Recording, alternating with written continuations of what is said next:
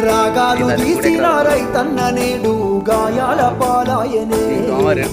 రాజులే బతికిన రైతన్న నేడు దారిలే నోడాయనే